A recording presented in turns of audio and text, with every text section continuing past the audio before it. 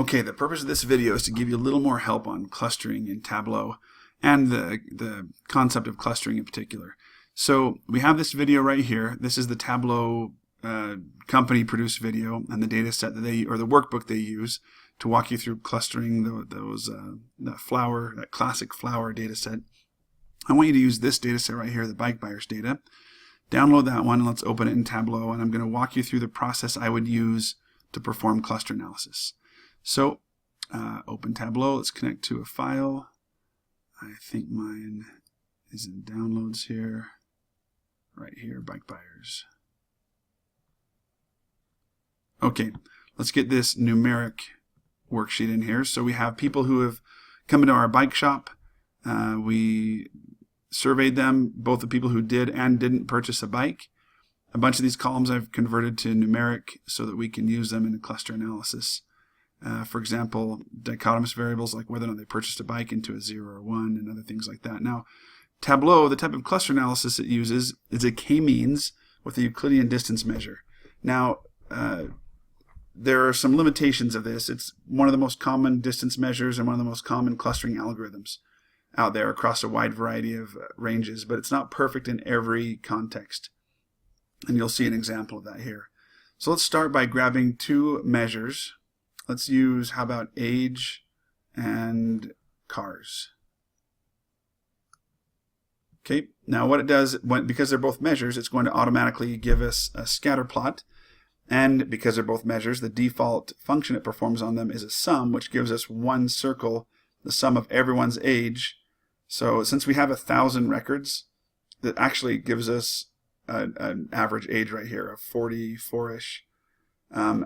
And again, average sum of cars. Now it's a little bit different because people have multiple cars. Anyway, so what we need to do first is disaggregate the data. Now, because I'm on a Mac, you can't see my menu option up here. I'm clicking on Analysis and deselect this Aggregate Measures.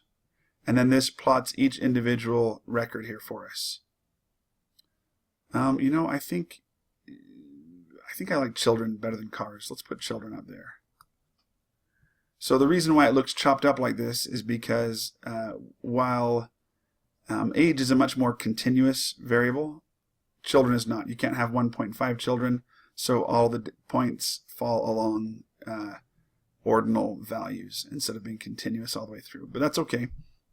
If we just look at this, can you see naturally fitting groups? Not really. It kind of looks like one big chunk. But that's okay. That's what the clustering algorithm is for. Click here on Analytics, Cluster. Click and drag and drop this here on the cluster box. So it pulls up this thing right here, clusters. Now, hopefully you've been through the slides and the presentation I've given or download them from the book on how clustering works. So if not, I'll give you a brief explanation here. The Tableau has automatically determined that there are 3 clusters, blue, red, and yellow. Now, Kmeans, if you remember, is actually a type of algorithm that requires you to specify up front how many clusters you want. So Tableau actually allows you to specify right here. I can choose 2 and it'll force it into 2, 3, 4, 5, and so forth. And it'll do its best job to fit them into the closest groups. So if you have to specify the number of clusters up front, how is it coming up with, how does it allow us to do an automatic? Well, without getting into too much depth, it has what's called a gap statistic that it uses that says, okay, let's take the sum of squared residuals of the difference of the distance between each cluster and divide that by the sum of squared residuals of the distance within a cluster of points and multiply that out. And basically, the bigger the number is, the better that number of clusters is at separating the data into individual groups. So what Tableau does is it tries every combination of 2 through, I think, 50 possible clusters and calculates that gap statistic for each combination. And then automatic says, okay, the gap statistic when there are 3 clusters present is the highest one. Therefore, we recommend that based on this data, you'd use 3 clusters. Well, when should you choose for yourself versus allow it to be automatic? These are really 2 different types of clustering. Automatic is more of a bottom-up approach, meaning we let the data do the talking. and this assumes that our data is good and that it's an accurate representation of the entire population that I want to perform this cluster for. So if the data is good, then the data tells me, this automatic clustering tells me that there should be 3 types of people based on age and children. Now the top-down approach, the opposite of this, where you pick or give it your own number of clusters, you use this when there's a theory or good reasoning or logic that tells you exactly how many clusters there should be. So for example, Anthony Giddens' book on diffusion of innovation says that there's 4 types of people when it comes to adopting technology.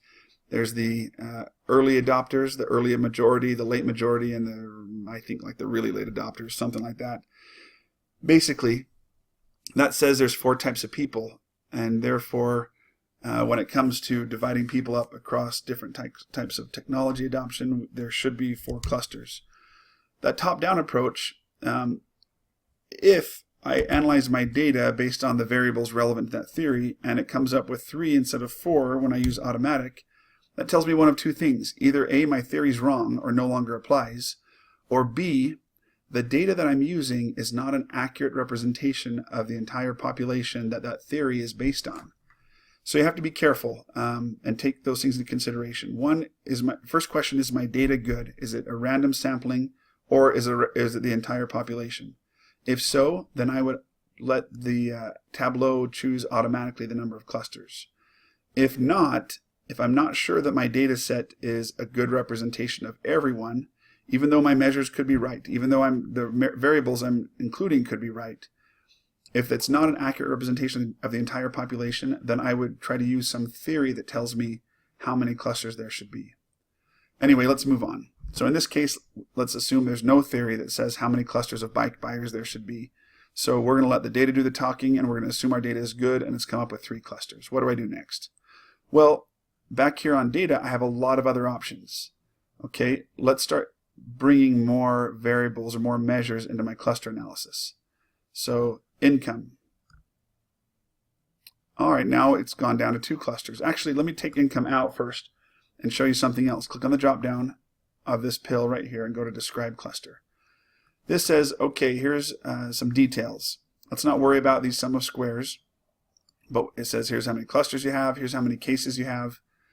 All right, so 3 clusters. First one, we've got middle-aged people with few kids. Well, sorry, younger people with very few kids, older people with a lot of kids, older people with an average number of kids. That's how people are generally grouped. If you click on models, this gives an ANOVA, analysis of variance, for each of these factors that says, and right now I want to ignore everything here but p-value only. A p-value below 0.05 says that children, that variable, is a statistically significant separator among groups, or children does a good job of separating out clusters. Age, because it's also below 0.05, also does a good job of differentiating among clusters. Okay, now let's add in income. Now we go from 3 down to 2. Let's describe that. Okay, now with 2 clusters, income has done a good job of kind of creating a new set of groups. I like variables that change my cluster analysis because that means it's pushing it in a direction that it wasn't being pushed in before. So now with only 2 clusters, we see that we have younger people with few kids and less income. And when I consider income, there's no longer this differentiation between older people with few kids and older people with with many kids. Instead, it says put those back together because all of those groups have a similar, both of those 2 clusters, 2 and 3 that we had previously, they have similar incomes. And that income similarity is stronger than that difference among kids. Therefore, it's going to force them back into one group. Let's check our models. This is scientific notation, which means income is 0.0000000, a bunch of 12 zeros, 6542. So it's still very significant because it's well below 0.05. Okay, let's include something else in our model. Let's grab cars now. I notice that some of the colors of these cases changed, but it still looks like I only have 2 clusters. So let's describe it. All right, I still have younger people with fewer kids, but notice my number's a bit higher. But it's close. Less income and fewer cars. And I have older people, more kids, more income, more cars. I would guess that the cause and effect relationship here is that age is causing everything else. So rather than income driving children or children driving income, I think we've got an age effect here driving more kids, more income, more cars. Now, I've added this new variable cars, and it didn't really change much from my prior cluster analysis. In fact, everything's still moving or grouping in a predictable fashion, where age drives these other three variables. So, if I go to my models, all of my p-values, statistically significant. I'm going to leave them all in for now, but cars, even though it was statistically significant here in its ability to separate groups, in terms of practical significance, it hasn't really changed anything like income did. When I brought in income, it changed me from 3 clusters down to 2. When I brought in cars, it just tweaked some of the numbers here a little bit. So from a practical standpoint, adding cars didn't do a lot to help me perform this cluster analysis. But since it's statistically significant, I'll leave it in for now. Let's add something else. How about education numeric? Okay, still 2 clusters. Let's describe them. Okay, I still have younger people, fewer children, less income, fewer cars. But look, their education is actually higher than cluster 2. So that's interesting. What does that tell me? Well, let's look at the models. Education, it's still statistically significant, but this tells me something else. No longer can I say, I would have expected, because I know there's a high positive correlation between income and education, I would have expected these people to have less education because they have less money, fewer cars, and they're younger. So what this tells us is that this theory of age driving more of everything else doesn't apply with my sample when it comes to education. So how would I explain this? Well, maybe I've got younger people, or the people who are younger in my sample are more likely to have PhDs or something like that. And the people who are older in my sample are less likely to have a higher level of education. So I know that my 1,000 customers here aren't a perfect representation of the entire population. But that's okay. If they're a perfect representation of the population of people who are likely to come to my store, then that's what I care about. So I'm going to leave that one in for now and close. Let's pull in marital status. All right, now that's changed a lot. Okay, let's now go to describe clusters. All right, look, this has flipped everything around now. Now cluster 1 is older, but not a whole lot older. They have more children, but not a whole lot more. More income, but not a whole lot more. About the same number of cars. Slightly more education, but they're all married. So here's an example of where the Kmeans algorithm is not perfect. There's very low variance here. There's only 2 possible values. As a result, this plays a very strong role in differentiating clusters. It separates them quite a bit. In fact, this is now the strongest variable in determining which cluster they belong to. But that's actually still very useful to us. It tells us that married people are a little bit older, have a little bit more kids, more income, the same number of cars, slightly more education. Let's look at our models now. Okay, now things are really different.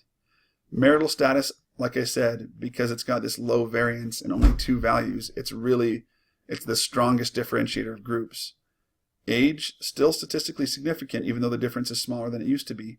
Same with children.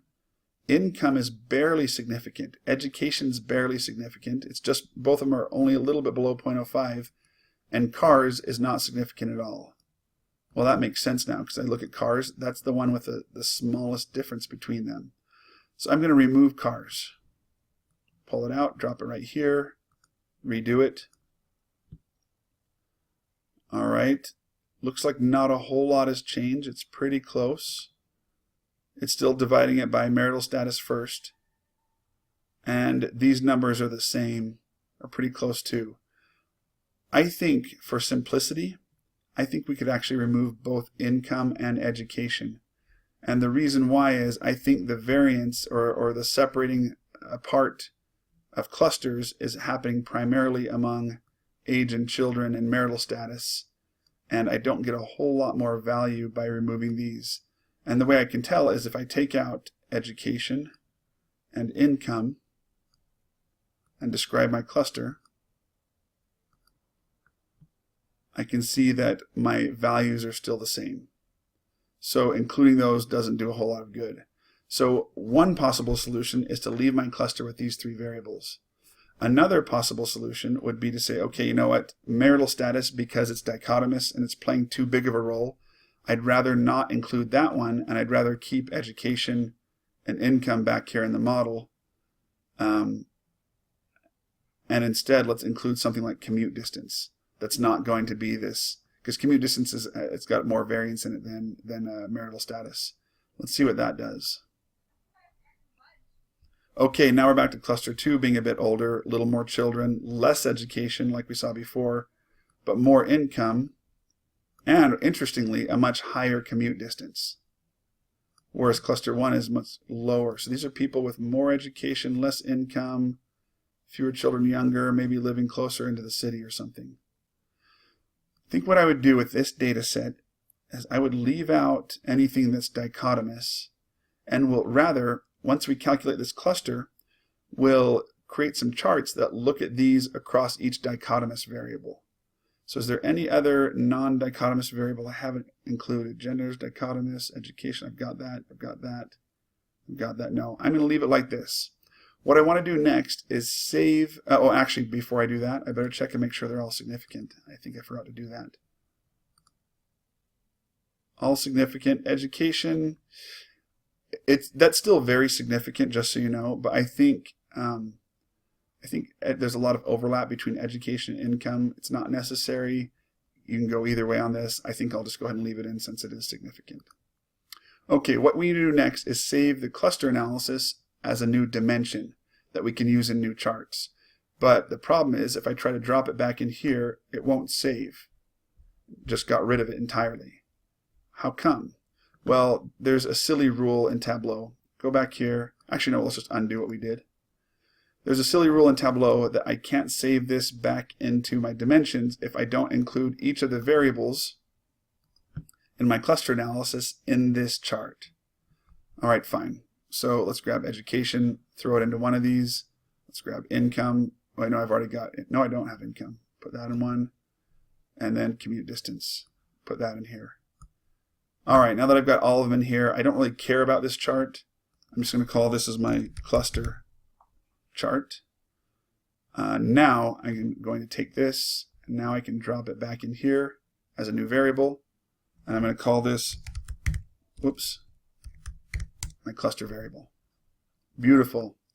Now what should I do with this? Well, let's make a new chart, and let's pull cluster in along the columns. There we go.